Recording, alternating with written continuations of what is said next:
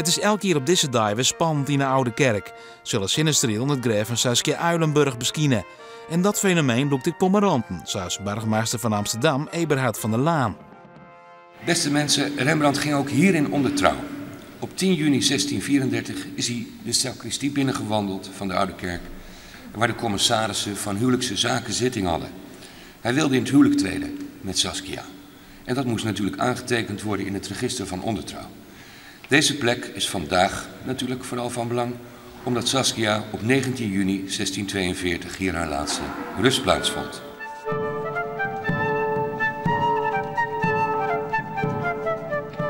Voor ons blijft Saskia, gelet op haar karakter en haar uitstraling, zelf een straal van de zon.